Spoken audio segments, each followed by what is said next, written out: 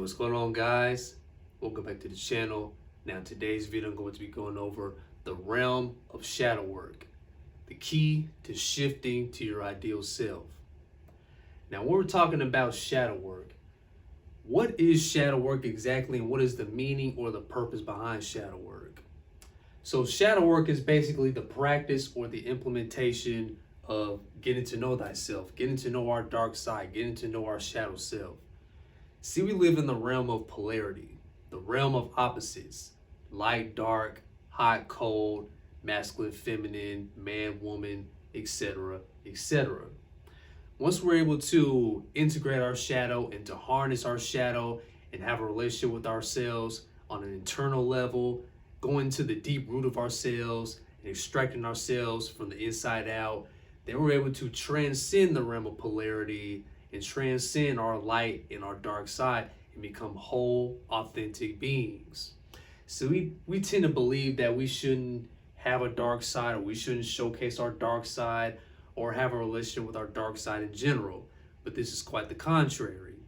Once we're able to, not, repress our shadow, because we tend to unconsciously suppress our shadow from ourselves and from other people.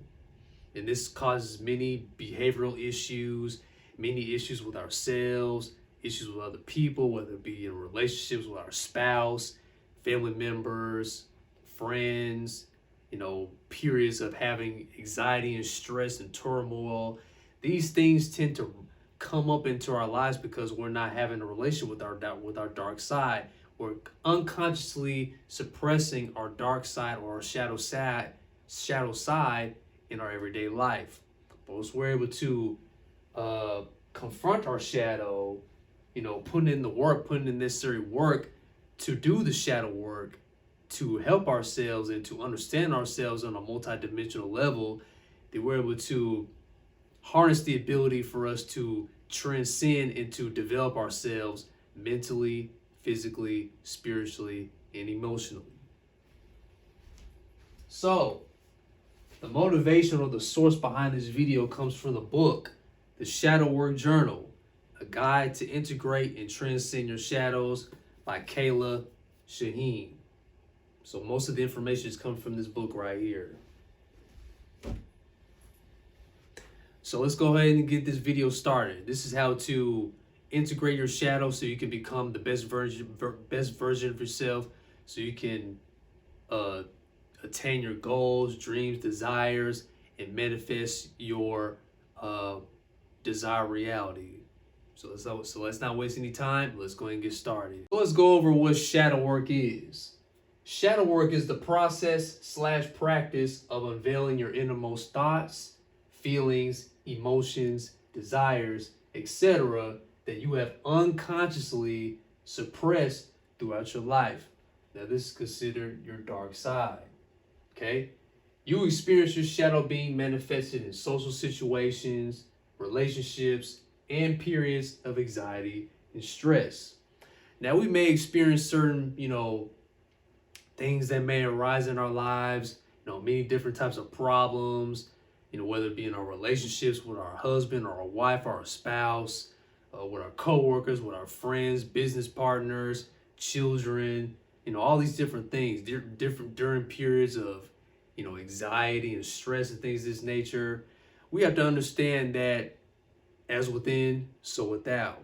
So once we, when we're not having a relationship with our dark side, when we're not harnessing and integrating our shadow in the right way, then these suppressed feelings and emotions and thoughts and desires tend to project on your outside reality, tend to project in the outside world, right? So that's why we have to be conscious of our thoughts and our feelings and emotions, question why these things arise in our lives so we can help better ourselves and understand ourselves, and to go at it the right way when it comes to shadow work and integrating shadow work into our daily life. So your unconscious or subconscious mind contains these suppressed emotions, causes certain behaviors that we never take the time to question. So this is the side that we hide from ourselves and other people. So In the decision book, 50 Models for Strategic Thinking, they have this thing called the Johari window. Now, this is what others know about you. We cannot grasp our own personality, but we can be aware of what part of our personality we reveal to the outside world. The Johari window is one of the most interesting models for describing human interaction. A 4-pane window divides personal awareness into 4 different types, right? So A, this quadrant describes characteristics and experiences that we are aware of ourselves and that we like to tell others about. So this is what the ego likes to present or project to other people. All right, we present ourselves, looking a certain way, having a lot of money, things that we present, for example, on social media. Like this is the type of image that we wish to project or that we wish to present to other people, that we want to present to others. B, this hidden quadrant describes things that we know about ourselves but choose not to reveal to others.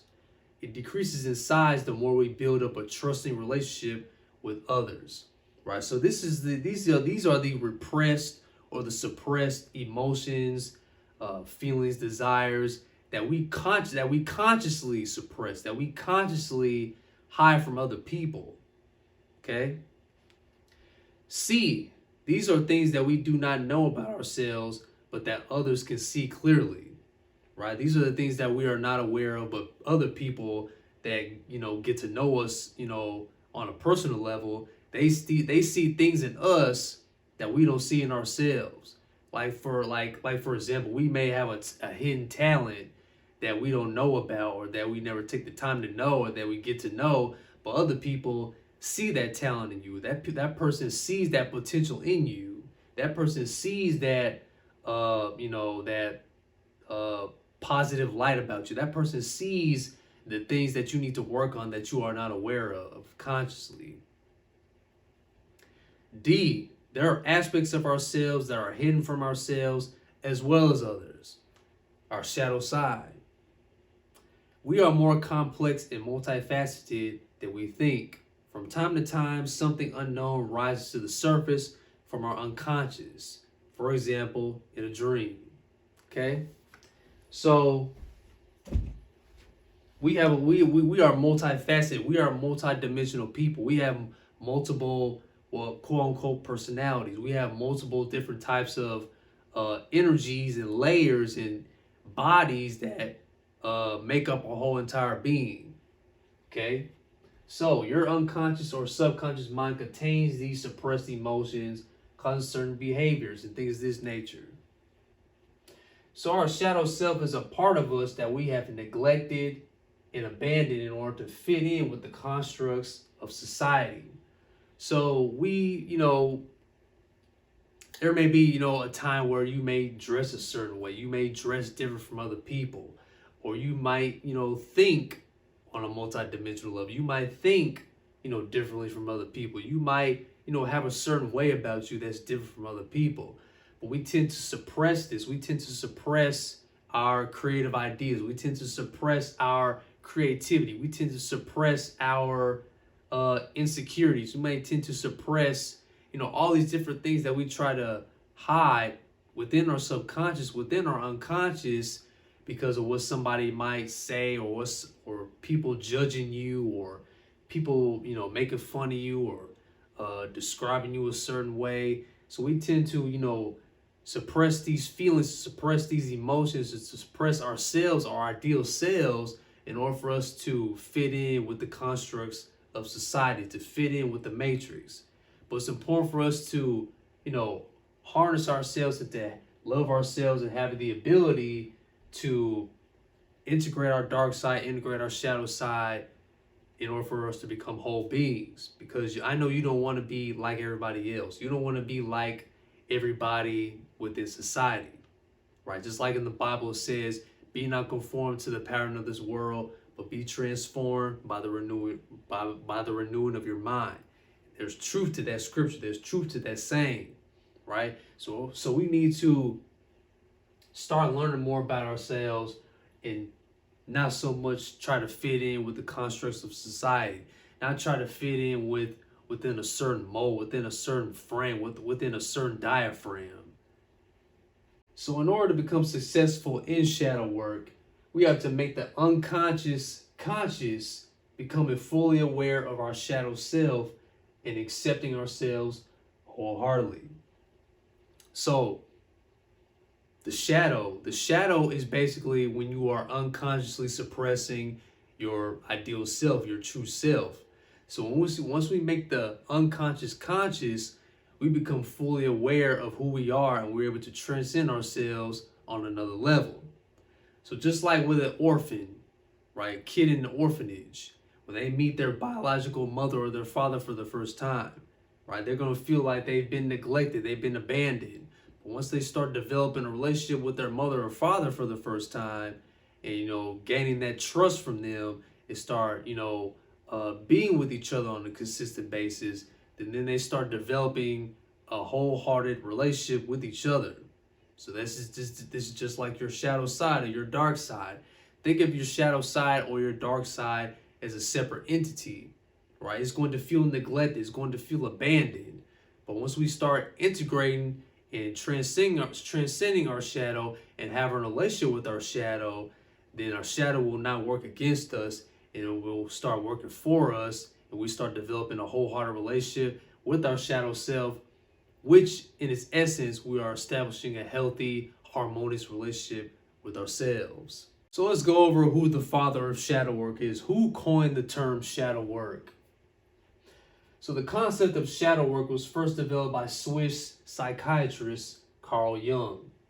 He believed that understanding and cultivating the shadow was important for personal growth and becoming one's authentic self. Right? So he believed that understanding ourselves and understanding our shadow and integrating our shadow, when we're in the process of doing this, we're able to cultivate ourselves and understand ourselves and form a very loving, authentic relationship with ourselves. So let's go over understanding the psyche. So what is the psyche?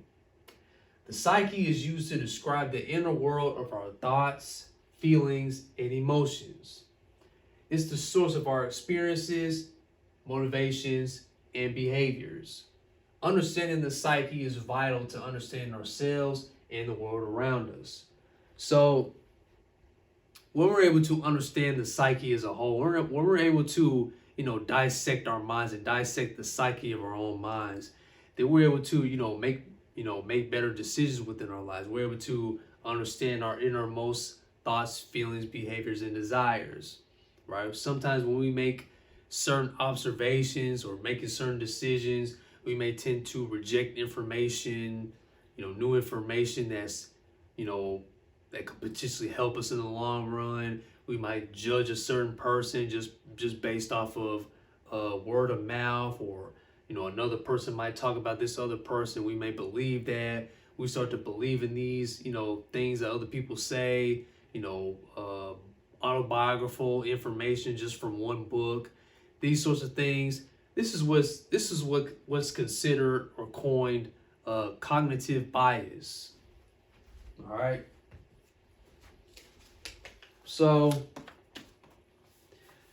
cognitive bias. These are the 4 mistakes we make in our thinking.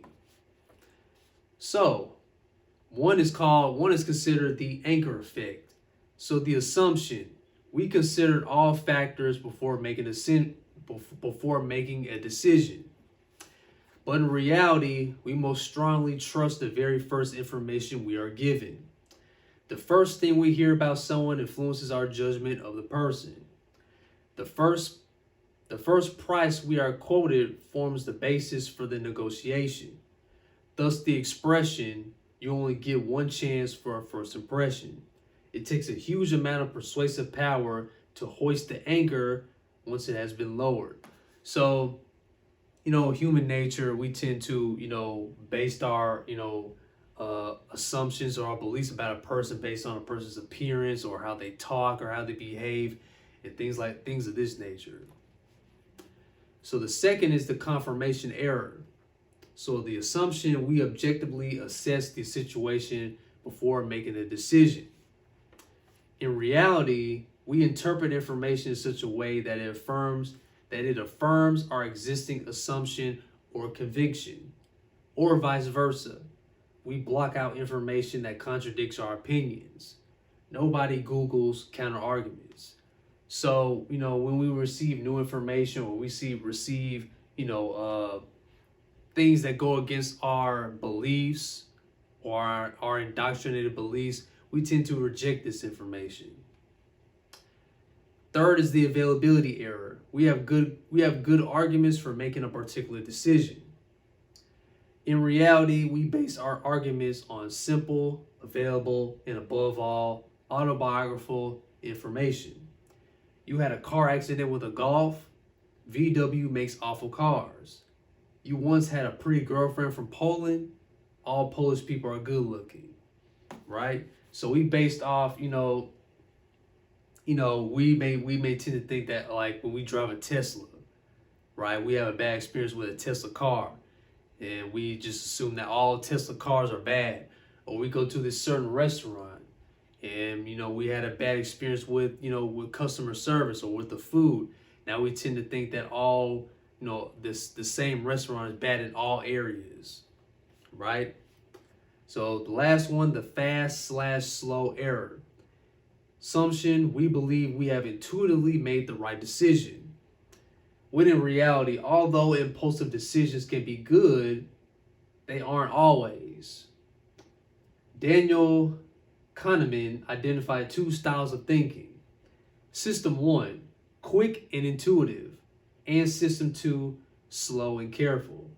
An example, a coffee and a cookie together cost $1.10. The coffee costs $1 more than the cookie. How much does the cookie cost? Most people would immediately say 10 cents. This is the System 1 way of thinking. But if you think through the problem more carefully, example with System 2, you will come to the right answer. The cookie costs 5 cents, right? So all in all, when we understand the psyche, once we're able to, understand our thoughts, emotions, behaviors, stop thinking on a third dimensional level, start, paying attention, start becoming aware of, the types of decisions that we make, the types of observations that we make on people, on information and things of this nature, then we start to, we're not able to change this. We're not able to change this human nature of thinking. But we're able to think more sharply, and we're able to make better decisions within our own lives to where we're not, so soaked into our cognitive bias. So the psyche contains the conscious mind, which is considered the ego, the unconscious mind, which is our thoughts, feelings, behaviors, habits, things of this nature. This is our unconscious mind. Personal unconscious is the repressed or the suppressed thoughts, feelings, emotions, desires, habits, things of this nature.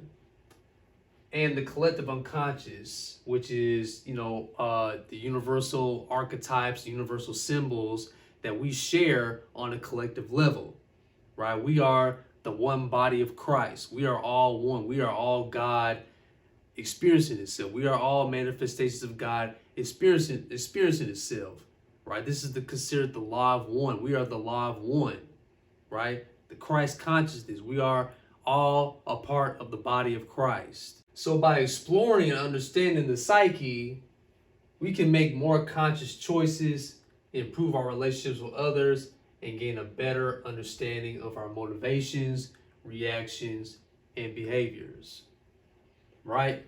So let's get to the best part, shall we? This is how to do shadow work, how to perform shadow work, right? So the goal of shadow work is exploring the unconscious aspects of ourselves, to bring the unconscious into consciousness and integrate it into our lives. This can include journaling, meditation, therapy, or working with a spiritual teacher, psychic, or guide. Right? So there are many ways you can do this. There's many ways to practice the art of shadow work. Like I said, with journaling, meditation, visualization, exploring your creative side, implementing your creative energy, seeking a psychic, seeking a spiritual guide, et cetera, et cetera. So there are many different ways and there are many different outlets to perform shadow work into your daily life. So we have multiple aspects of ourselves.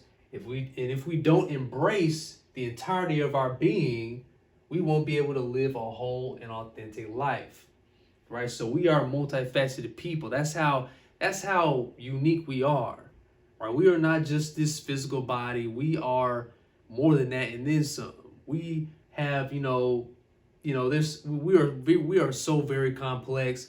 Modern science hasn't even begun to, even dissect the whole brain in its entirety, right? That's how multifaceted and that's how unique and complex that we are. We're still, understanding ourselves. We hadn't even gotten to the cups of who we are, as a whole, right? That's how multifaceted we are. So let's get into some example exercises. So first one will be journaling. So it's good for us to start journaling our day-to-day lives, our day-to-day activities, exploring our dark side, writing down things that we wish to fix within our lives, things, certain problems that we may have. We tend to we like to talk to people, we like to express our emotions, we like to express our mishaps, our problems that we may have with other people. But I believe it's good for us to, if you're not comfortable with communicating with people, if you're not comfortable with communicating with certain people in your life, it's good for us to write down, certain things that may come up in our lives, writing down things that we wish to manifest, writing down things that we wish to fix in our lives, taking our anger out on, in journaling, writing down in general, writing down our problems and writing down our goals and dreams and things of this nature. So I want to go over an example within the shadow work journal, right? Just as just a different example. Getting to the root of your shadow. So find a dim, quiet space to sit in. Tune into your shadow. So these are some questions that you could be answering right now while you're watching this video. So you may get out your phone, pull up the notes section in your phone, the notes app in your phone, or get a pen and piece of paper. So question: what is triggering my shadow? So the example answer is my job and presentation tomorrow. Second question: what thoughts am I having? What thoughts are you currently having at this current moment? Example answer: I want to quit. This job sucks life for me. I can't do this presentation tomorrow. I don't feel prepared. Next question: what emotions am I experiencing? Example answer: anxiety and fear. So, close your eyes. Listen to your inner voice. What 3 words come to your mind? Write them down. They hold meaning. So, example: trapped, nervous, and heavy. Next question: what memories or images come to mind when you focus on these words? Connect with your inner child. So it's important for us to connect with our inner child as well.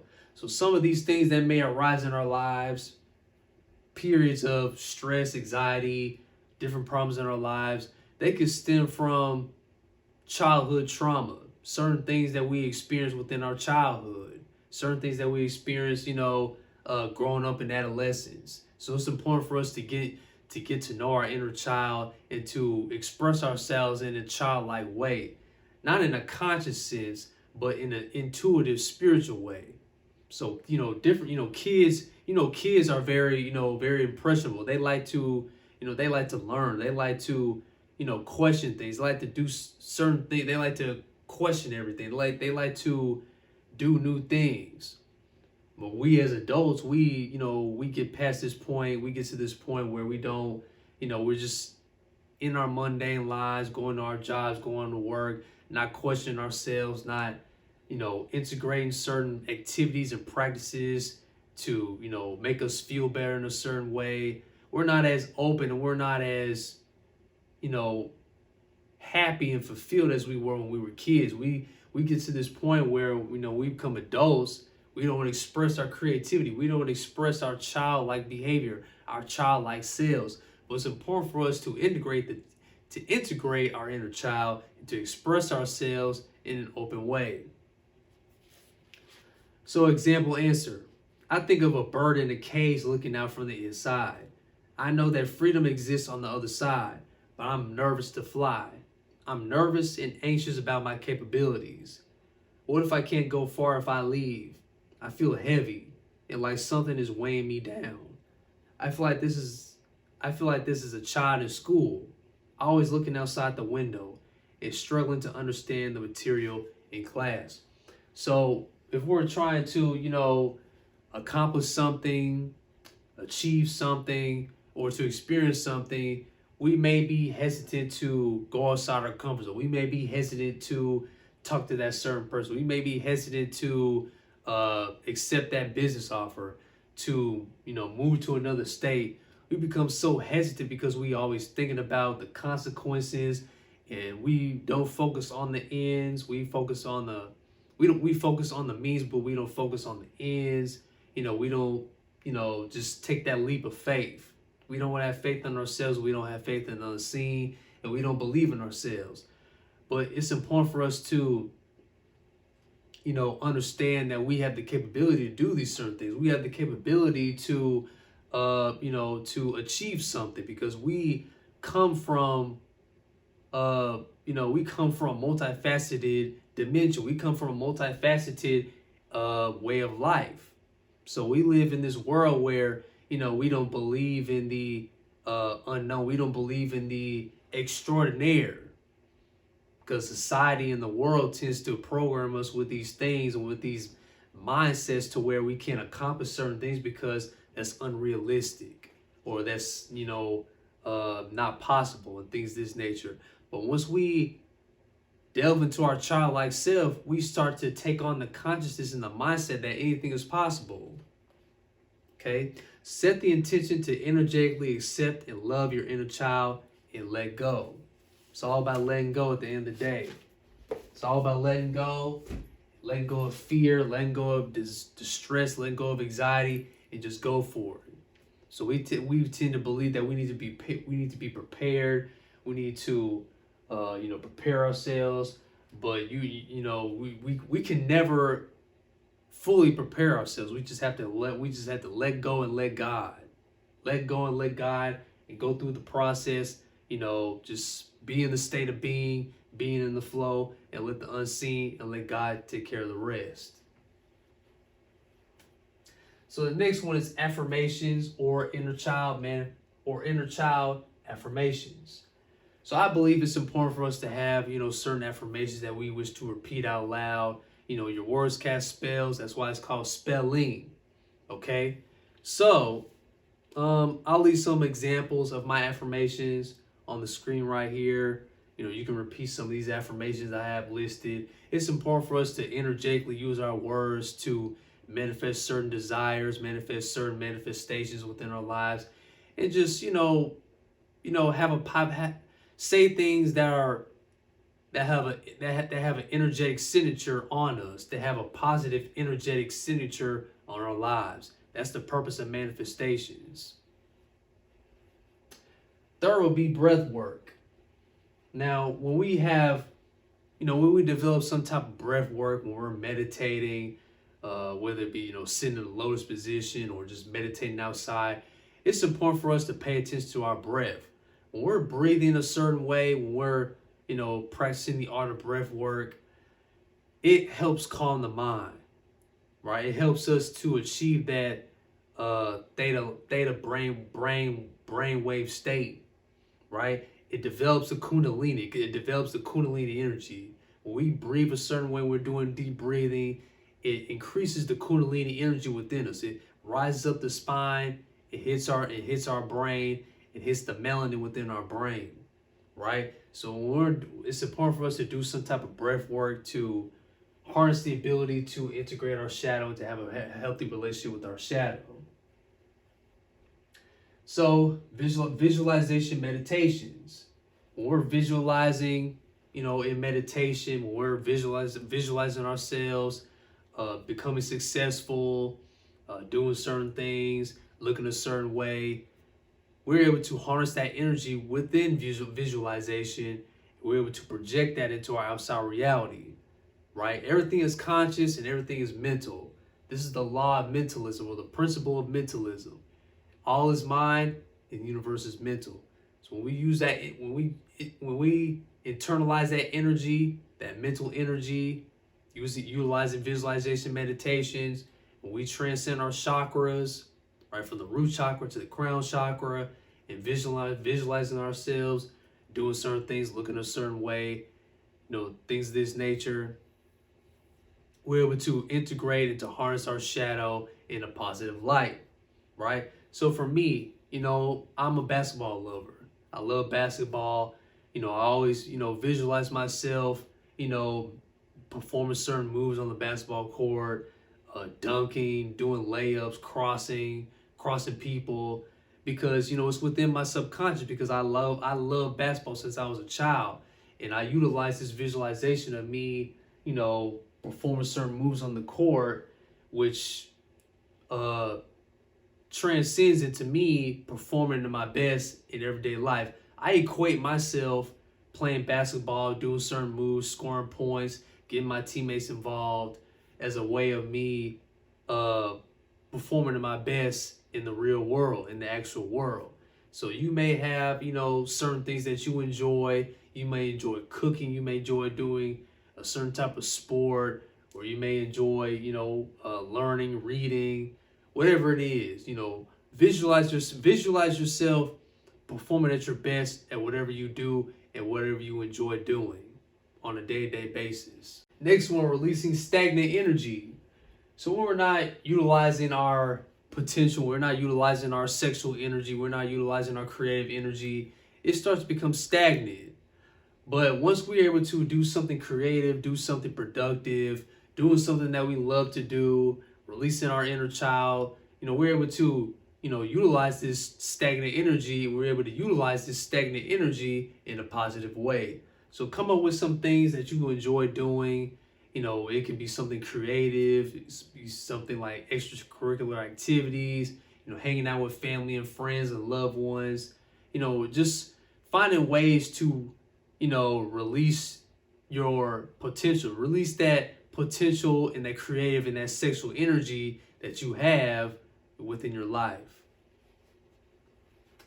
So next, engage in creative hobbies. Like I said, things that you enjoy doing, things that you love doing, things that make you happy, being creative, arts and crafts, fashion, painting, art, photography, whatever it is, whatever you enjoy doing, always engage in certain creative hobbies and activities that you love to, this is a good way to transcend and hone your shadow side. Showing gratitude, always show gratitude for the little things of life. I always, whenever I thank God, whenever I thank the universe for everything in my life, even when things don't go my way at times, I'm able to feel that high vibration whenever I give praises to the Most High, give praises to the gods and goddesses, the ancestors, the universe. I'm always vibrating a high frequency when I'm showing gratitude, and it goes a long way. So I always show gratitude in everything, the good and the bad. Ancestral healing. It's always important for us to have some sort of, having a connection with our ancestors, right? When we the reason why most of us feel a certain way, when we feel disconnected, we feel, depressed, and, we don't love ourselves, we don't know ourselves.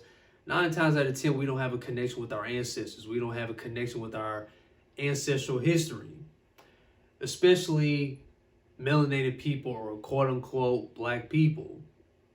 I believe that, my people, black people, I believe we are the most lost people on this planet. We are the most, you know, we are not aware of ourselves because we don't have a direct connection with our ancestors. We don't have a connection with our bloodline. So I believe it's important for us to have a certain connection and learn more about our history, right? Our history has been wiped and shredded to pieces. Our history has been kept away from us, for a reason, right? It's an agenda behind it, but it's important for us to learn more about the people that paved the way for us, where we came from, where our bloodline is, and how we came to be as a people, right?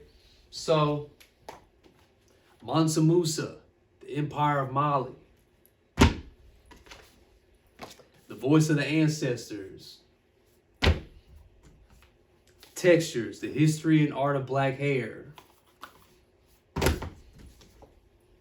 They came before Columbus, the African presence in ancient America. Black AF history, the unwhitewashed history of America. Echoes of the old dark land, themes from the African Eden, because out of Africa came the Garden of Eden. The story of the Moors in Spain. Melanin, a key to freedom.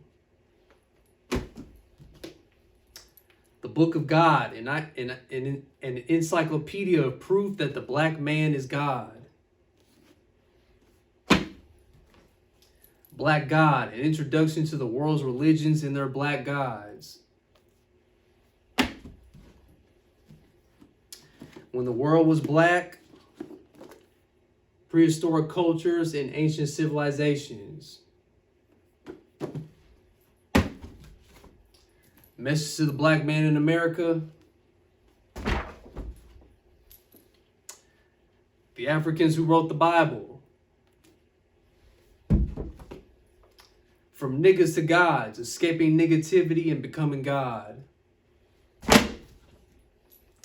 The autobiography of Malcolm X and Martin Luther King Jr. Black people invented everything.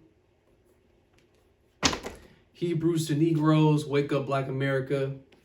You get the point. Understanding our ancestral history and developing a relationship with our ancestors is great for us to harness and have the ability to understand ourselves, and that way we're able to integrate our shadow and become whole beings. So last is creating a manifestation list. I believe it's important for us to have a manifestation list and to repeat this manifestation list so it could become ingrained into our subconscious. Now, when we're constantly distracted, when we're watching certain things, watching certain videos, doing certain things that have no purpose and meaning in our lives, our subconscious tends to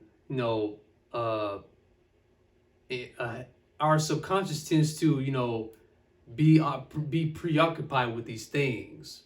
Right, so you ever notice that you have certain thoughts about certain people or certain thoughts about certain situations or videos that you've been watching, things like that. The subconscious records everything that we watch, everything that we experience in our daily lives. So that's why you see things that are able to manifest in our lives when we do them over and over again. We're able to put forth that energy, right, and it's able to manifest into our outer reality. So when we have a manifestation list, when we have a list of things that we want to accomplish or we want to manifest, and we repeat these things, 2 to 3 times a day, then it has no choice but to manifest in our outer reality. We just have to have the belief and the faith and put forth the action to make these manifestations into put forth these manifestations into real times, into real life. So there you have it, guys. This is the art of shadow work, the key to shifting to your ideal self. Hopefully you have learned something from this video. Hopefully you understand the art of shadow work, and hopefully you take the time to implement the practice of shadow work into your own lives and to understand yourself better and to transcend yourself on a multi-dimensional level and become whole beings and start loving yourself more, on a consistent basis throughout your whole life, right? So till next time, and always remember, all power resides from within, and always keep the faith because God in the universe is always working for you. Take care, guys, and God bless.